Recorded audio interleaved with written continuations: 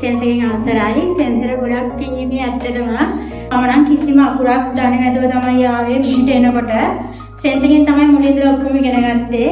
ඔයගොල්ලෝට කියන්නේ මේ කිසිම දෙයකට බය වෙන්න එපා.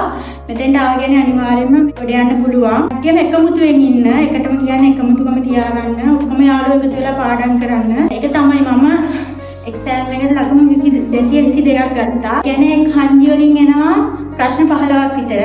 ඊට පස්සේ ග්‍රැමර් වලිනුත් එනවා ප්‍රශ්න 12ක් 15ක් අතර ගාණක්. ඒ වගේම මේ ලිස්නින් වලිනුත් එනවා ප්‍රශ්න 12ක්. මේ ඔයගොල්ලන්ට කියන්නේ හොඳට කල්පනාවෙන් බය වෙන්න එපා. බය වුණොත් නම් කරගන්න බෑ කොහොමදවත්. ඊට පස්සේ මේ රීඩින් වල ප්‍රශ්න 12ක් එනවා එච්චරයි.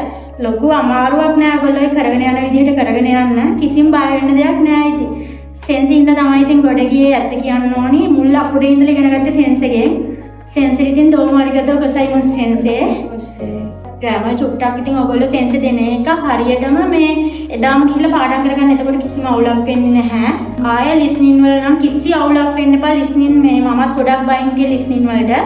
ලිස්නින් වල හරිම පැහැදිලි කියන එක. ඒ කියන්නේ මේ ඉරදොරි පොතේ වගේ නෙවෙයි. ඒ කියන්නේ ඒක කන්දේකටම ගහගත්තයින් පස්සේ හරිම පැහැදිලි. හෙමින් අනික කියන්නේ දැන් මේකේ හයියෙන් ස්පීඩ් එක මේක ඕගොල්ලන්ට හොඳයි. මේක පුරුදුලා ගියා කියන්නේ එතන ගේමක් නැහැ. ඒ කියන්නේ මාර්ම ලේසි ඒක කනට අහනකොට ඉතින් ඒ කියන්නේ මේ ලිස්නින් අවුලක් නැහැ. රීඩිනුත් ඒ වගේ ලොකු ඡේදෙන්නේ නැහැ. ඔයගොල්ලෝ බොරුවට බය වෙලා යන්න එපා. ලොකු ගොඩාක් ඡේදෙන්නේ නැහැ. බය වෙන්න එපා කවුරුත්. ඔක්කොම පාස් වෙන්න පුළුවන් ලොකු දෙයක් නැහැ. අනික සෙන්ස් කියලා දෙන ඒවාම තමයි එන්නේ. ඉරදොරි පොතේ 3 වෙනි පොතෙන් තමයි එන්නේ ගොඩක්ම 3යි 2යි. ඒ නිසා හරියට ඒ ටික ආවරණය කරගන්න සෙන්ස් එකෙන් හැමදේම අහන්න. සෙන්ස් එකේ මුල ඉඳලම හැමදේටම උදව් කරා. හැමදේම කියලා දුන්නා.